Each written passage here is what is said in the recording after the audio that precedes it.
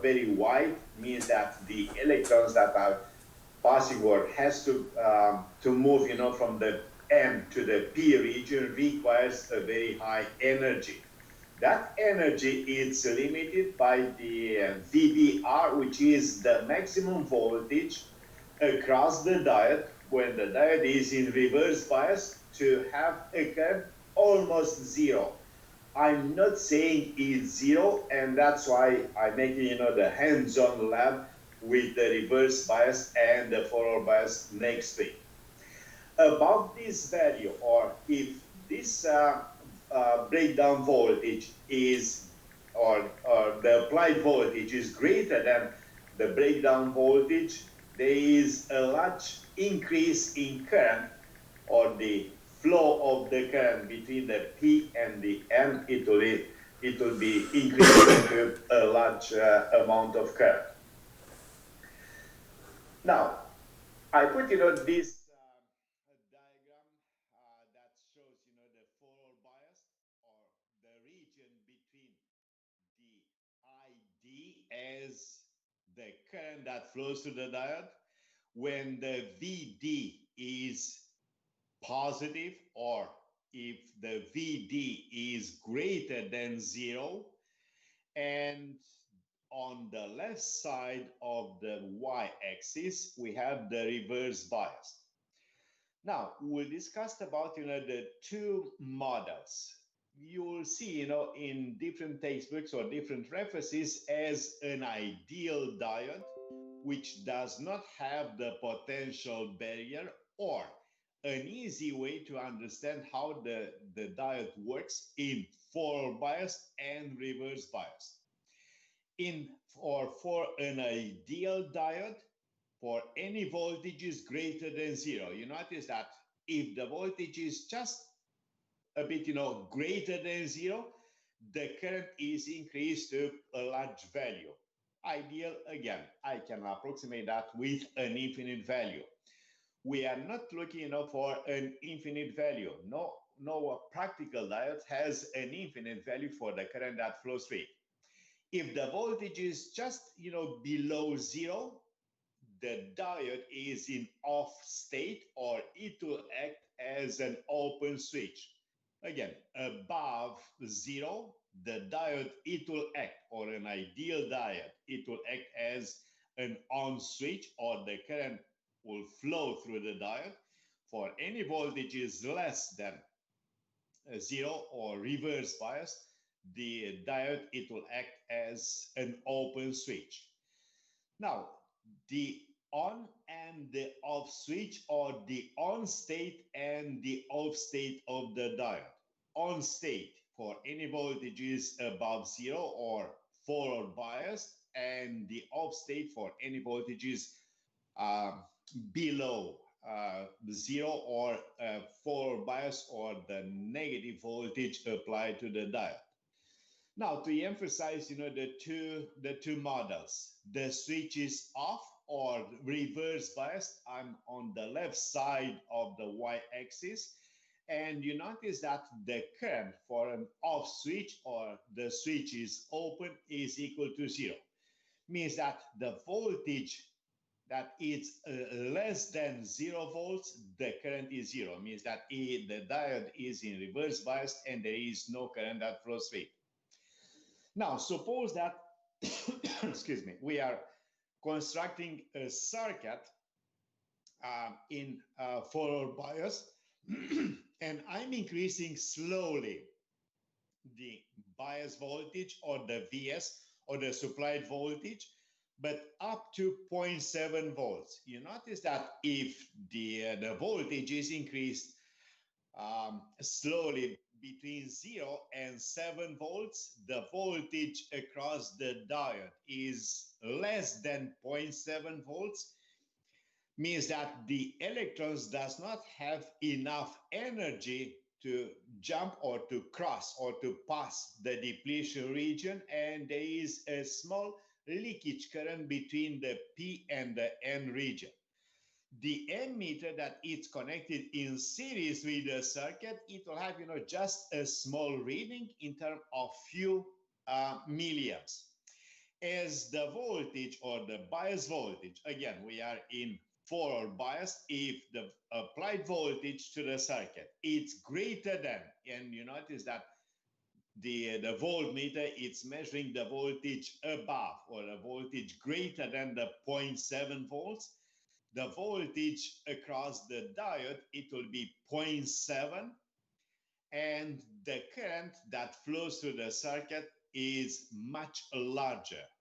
Again, the ideal is infinite. Practical, it's limited by the resistance that it's connected in series with the diode.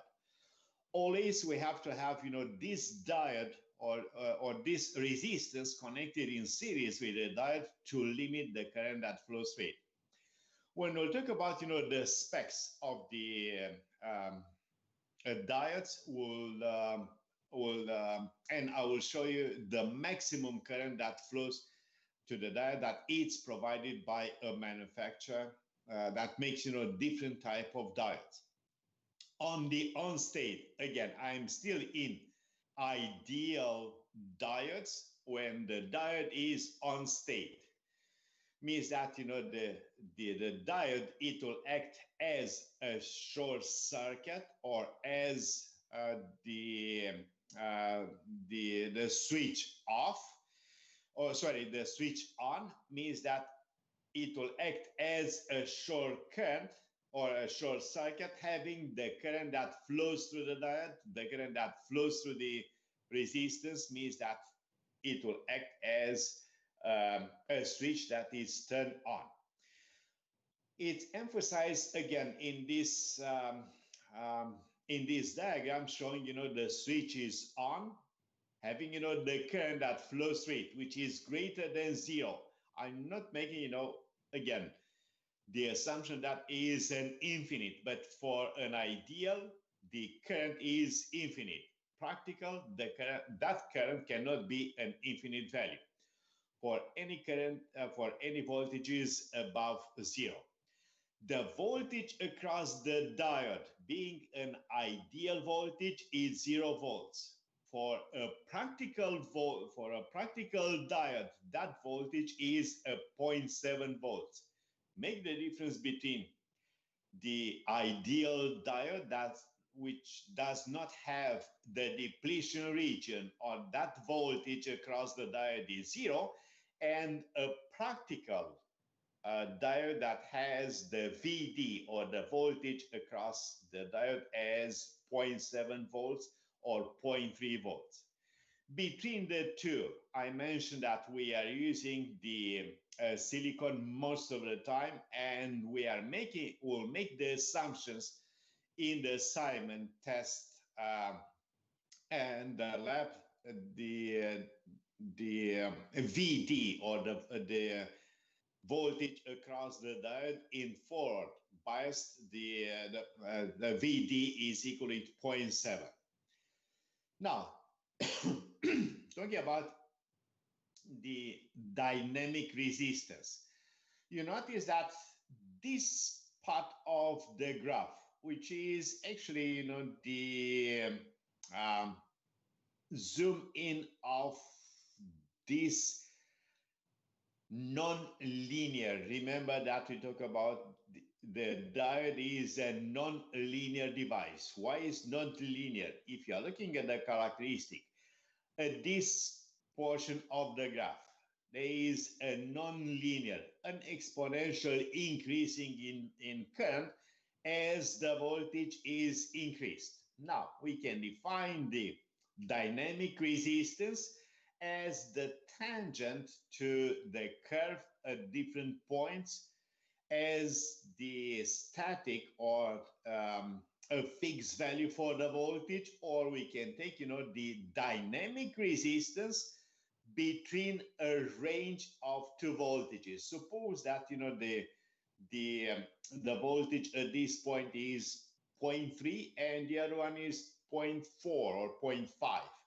You notice that I can define what is the dynamic resistance of this range between 0.3 and 0.5 as the current is changing, between the two values.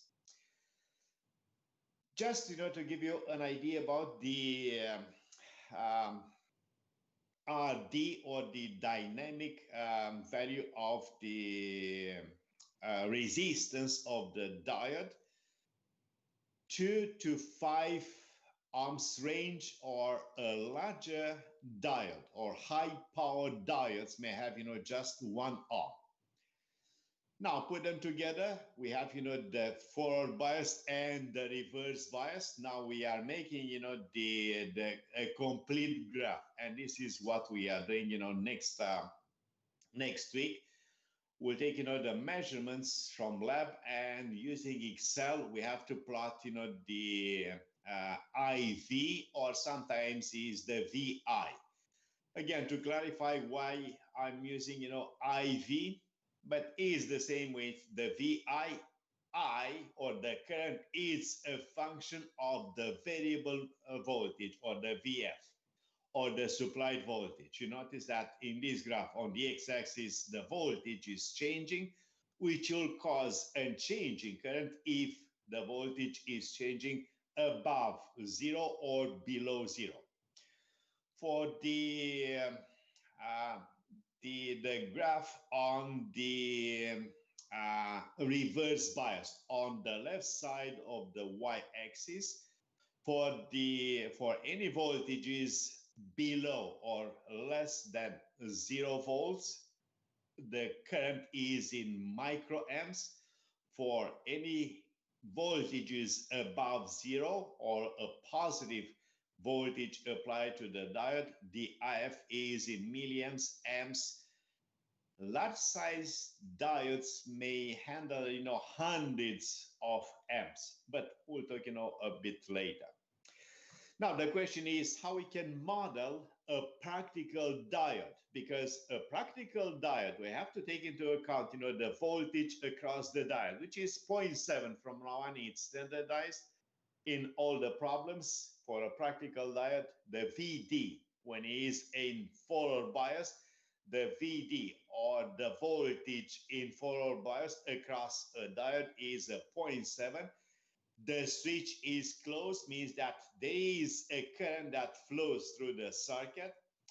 If the diode is in reverse bias, it will act as an open switch, and there is no current that flows through the diode. A simplified way to plot, the current and the voltage. You notice that on the right side, I'm having the forward bias.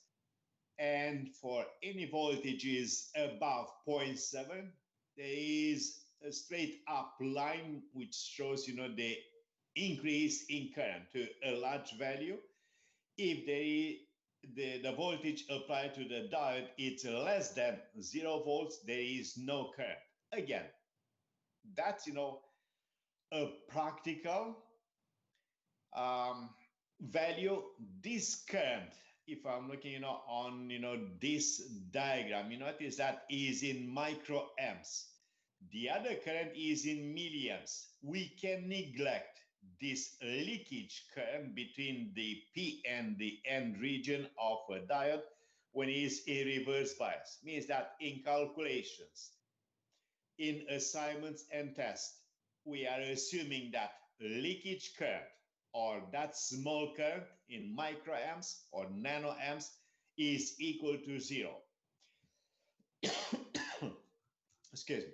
Now, the question is how we can determine, how we can use a multimeter to test a diode.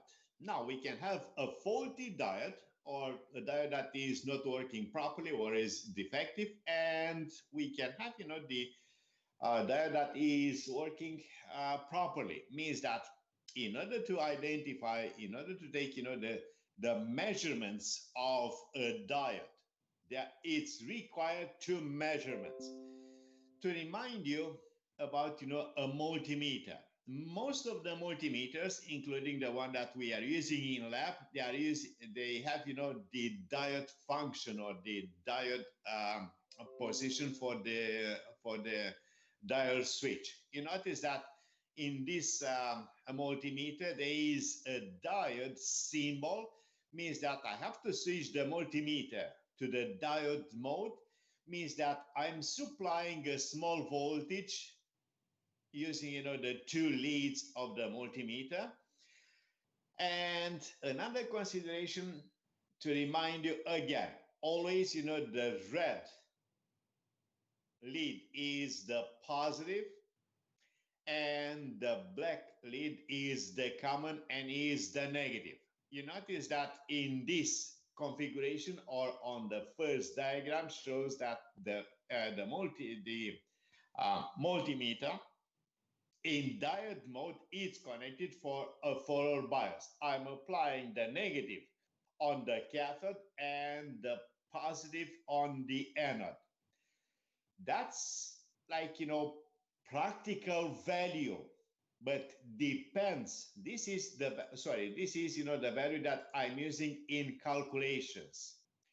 Real values for this forward bias voltage is anywhere between 0.5, 0.6 and few volts.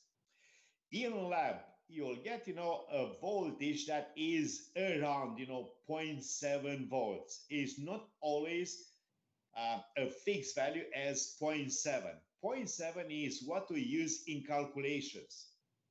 And we'll talk about, different types of diodes. They may have, few volts, like 2, 3, 5 volts, the forward bias voltage or the voltage across the diode. The second measurement that we have to take to determine if the diode is working properly or if it is a good diode is to place the diode in forward bias first, and after that in reverse bias or in reverse way. But we have to take two measurements. Remember that the positive is the red wire or the red lead, which is connected to the cathode. Remember that, that's, the stripe. And the anode is connected to the positive. If the reading is OL, overload or over limit, what that means, there is no voltage or there is no current that is passing through the diode. Now, on the right side of this diagram shows a defective or a faulty diode. We may have the two possibilities. Again, we have to take, the two measurements, but we may have, the two possibilities. If the diode shows an overload in forward or reverse, the diode is open, means that it is already broken. There is no current that flows through the diode in reverse or in forward bias.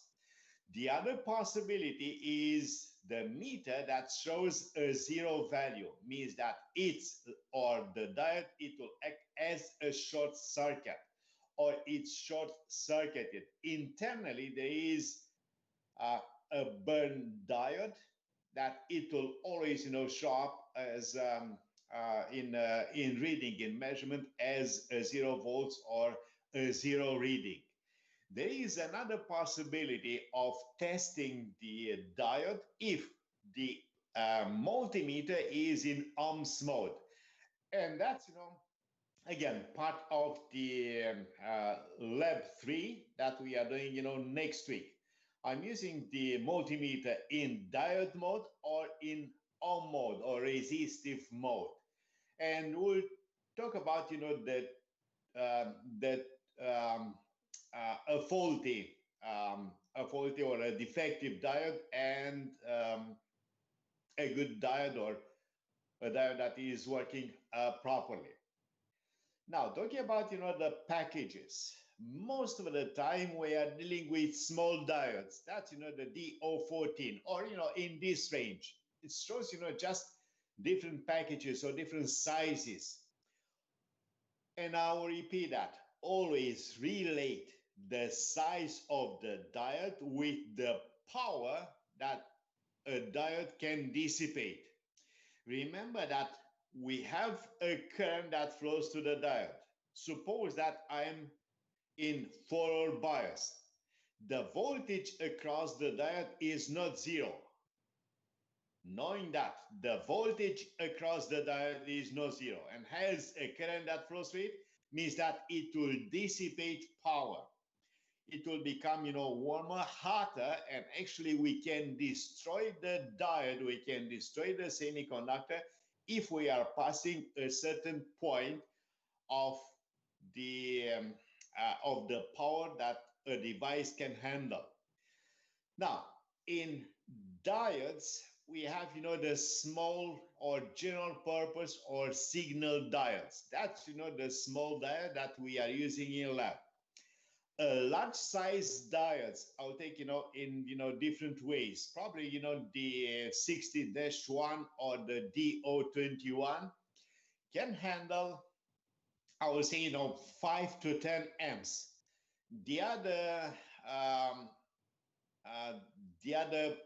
package or the other type of diodes, for example, TO, that's, a specific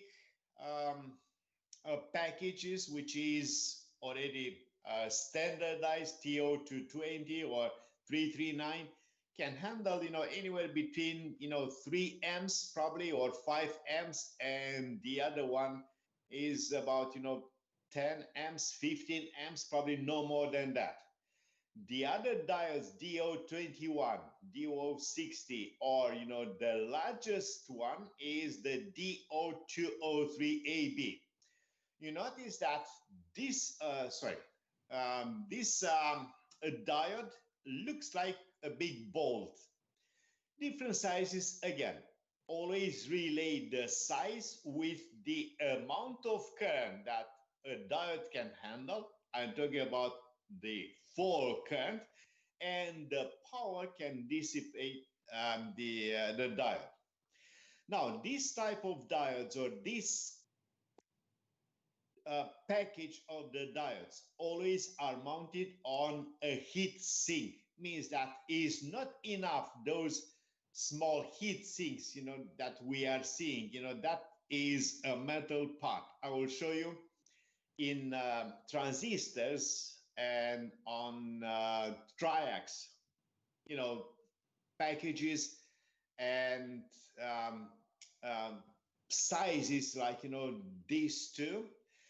The other one can handle tens or hundreds of amps. Again, relate always the size with the amount of current or the amount of power that can dissipate. On the other side, on the right side of the diagram, we have, the SSD, surface mount, or SMD, surface mount devices. That's, the small size, that's very small diodes that you may see on the network card, on any small electronic devices.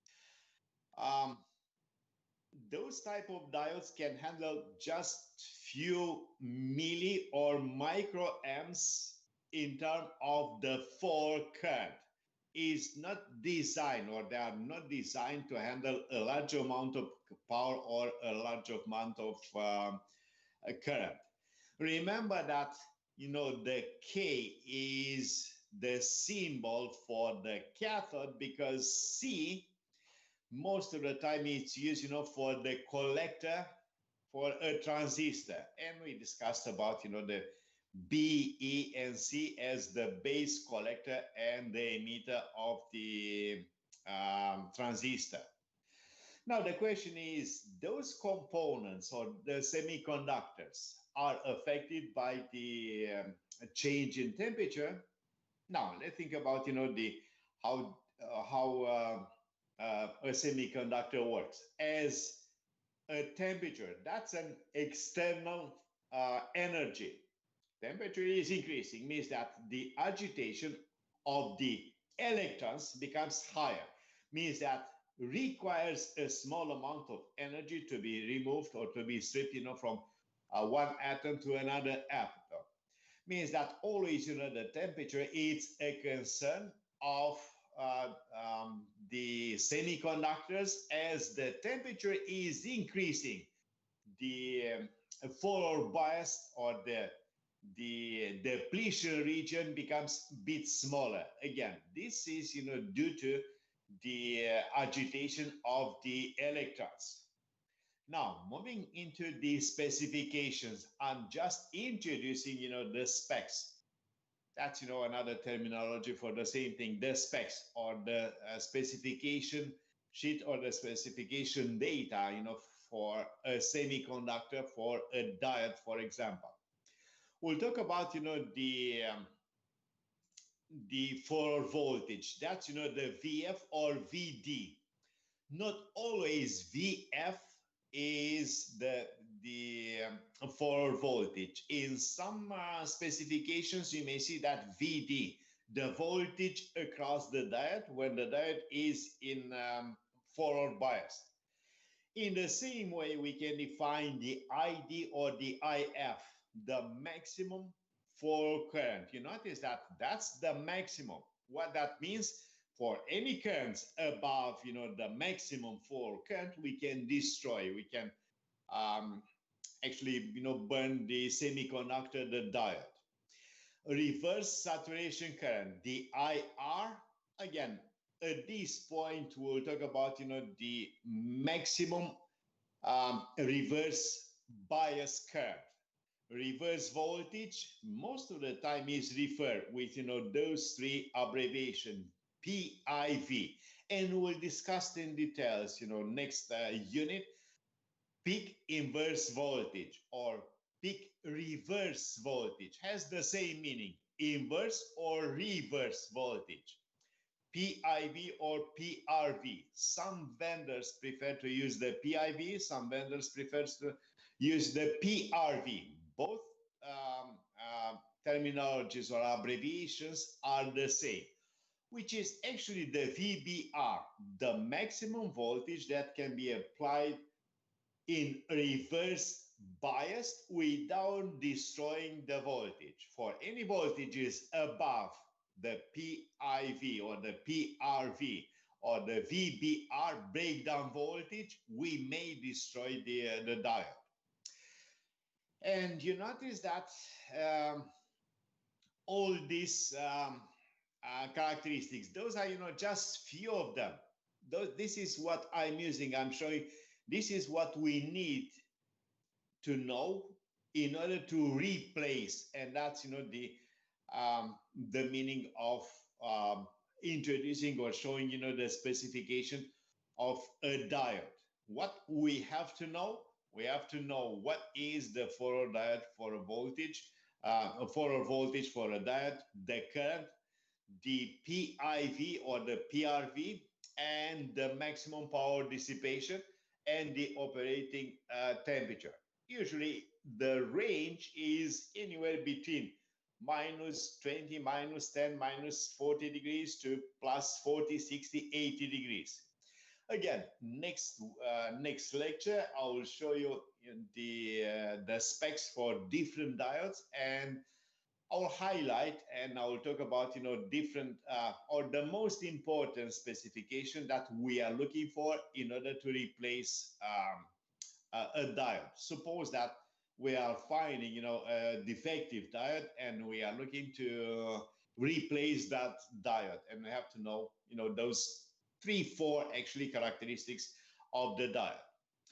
An example that shows how to determine the current that flows through the circuit, and I'm starting in very simple basic way in order to determine the current that flows through the circuit. You notice that in this diagram, suppose that I'm applying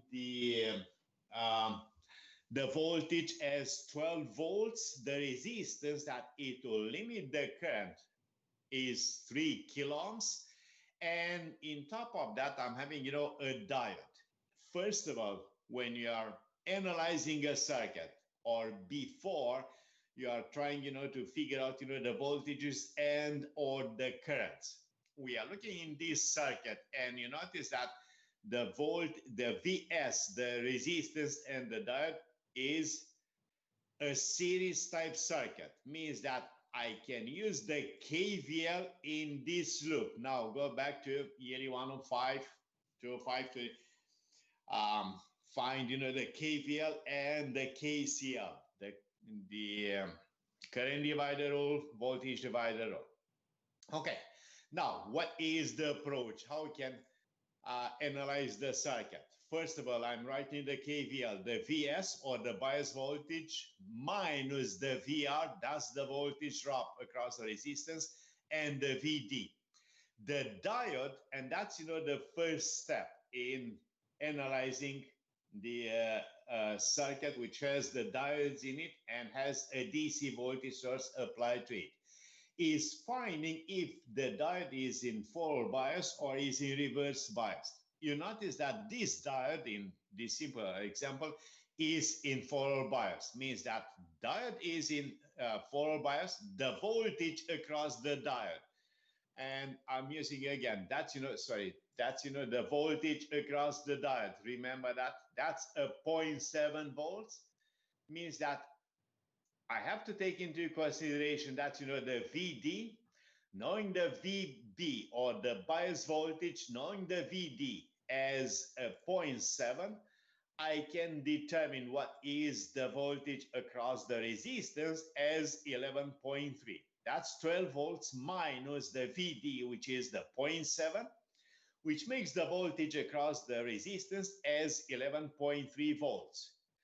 Knowing the resistance value, 11.3, knowing the resistance as 3.3 gives you a current of 3.4 milliamps.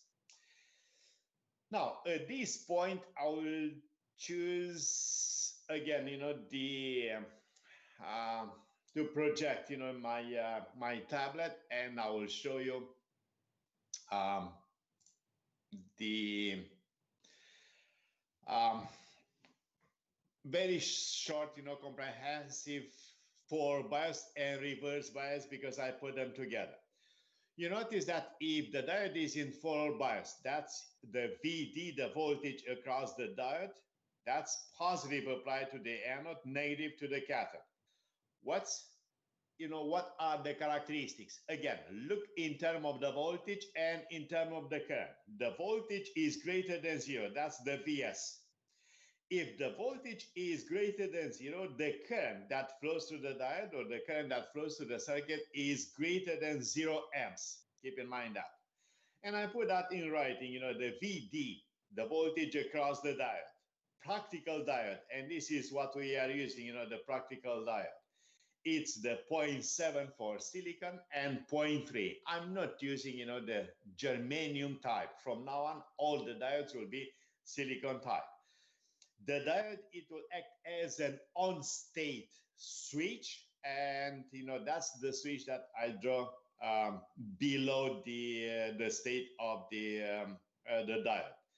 For reverse bias, that's reverse bias, abbreviation RB. You notice that negative is applied to the anode and the positive to the cathode. The voltage VS is less than 0, means that in reverse bias, there is no current that flows through the circuit. Or the diode, it will act as a switch in off position, or is in off state. I put them together on, you know, the diagram that we have already on the your notes on the textbook.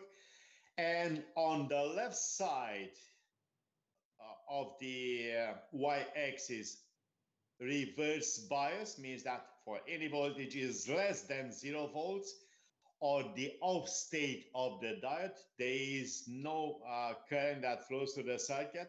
Again, we'll make the assumption that, you know, the voltage is less than the VBR, means that the current that flows through the diode is very small, and we'll make the approximation as 0. For any voltages above 0, that's the forward bias or the FB.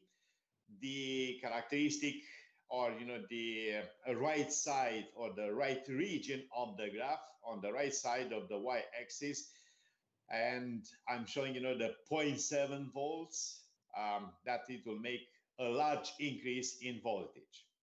Now, at this point, I'm making, you know, the circuit that we discussed, and we have, you know, the voltage source. We have, the resistance. There is a diode.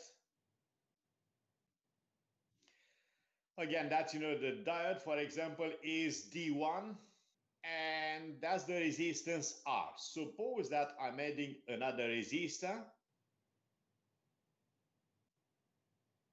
in parallel with the diode D1. Okay, let's label that as the R1, that's, the Vs. Question is, how we can determine what is the current that flows through the diode? That's the ID. You notice that at this point, I'm having, the current or the IT, the total current. The current that flows through the resistance R1, that's, the I, R1, or simply I1. And what else? What do you need to find the ID? The question is, again, I'm looking to find the ID. I'll put, a question mark.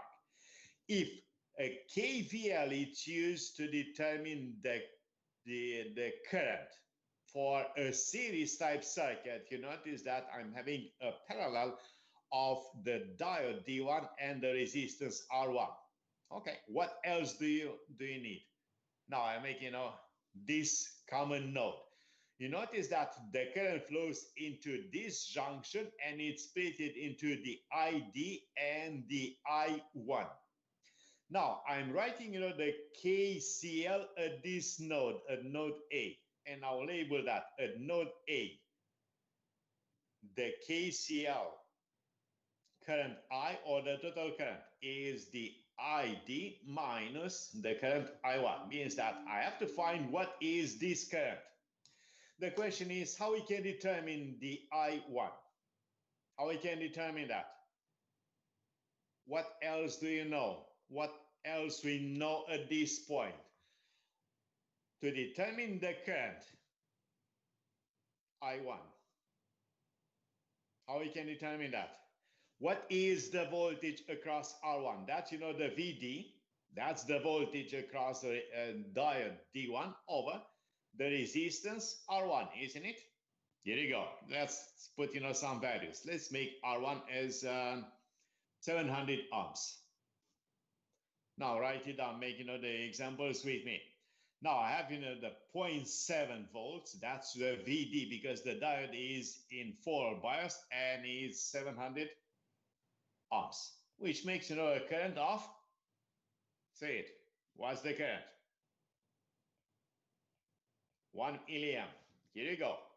Now I know that the current that flows to the R1 is 1 milliamp. What else we know? We know and we determine that, the current I, it's 3.4, means that I can determine the ID as,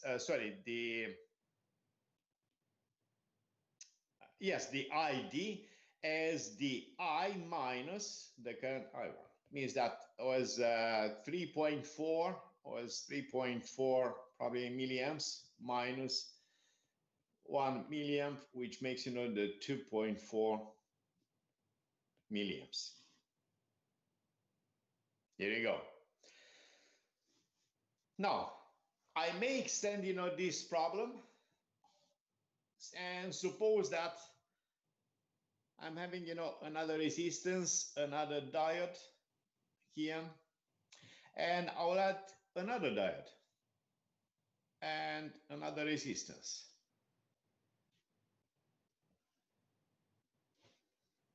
What's the difference now? I'm having the two diodes back to back. That's, the D1, that's, the D2. The two diodes are, side by side and they are forward bias, means that the total voltage across two diodes, both of them forward bias, that's, 1.4 volts, isn't it? Now the two resistances, I have, the two voltages. I have to find what is the equivalent resistance of the R1 and the R2. And series type circuit, go back in 105 or 106. And I will determine the equivalent resistance. Knowing the R1, R2, I know the voltage across R1, R2 as 1.4 volts. Now I can determine what is the current flowing through the R1, R2. Now I may extend this problem and have, another resistance across R2. I'll label that as the R3. What do we have to do?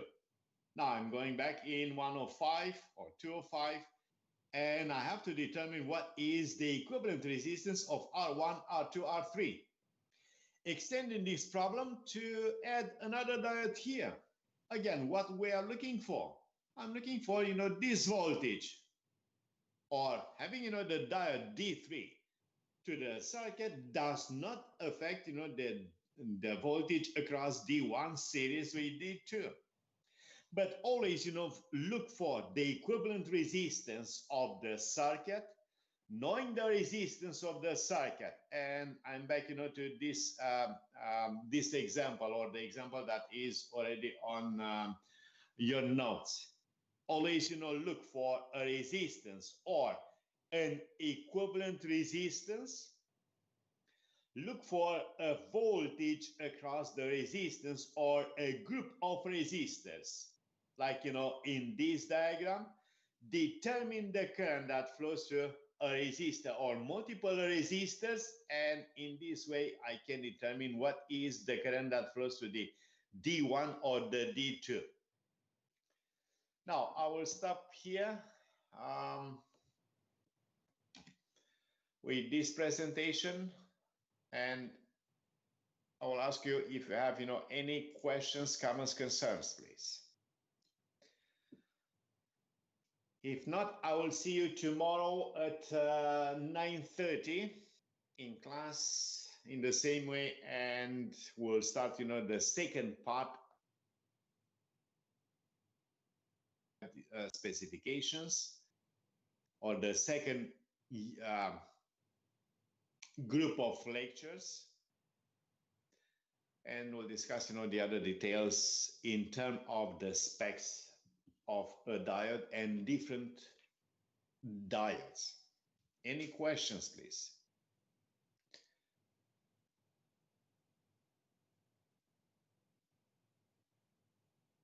If you don't have any questions, feel free. Have a nice day, guys. Thank you.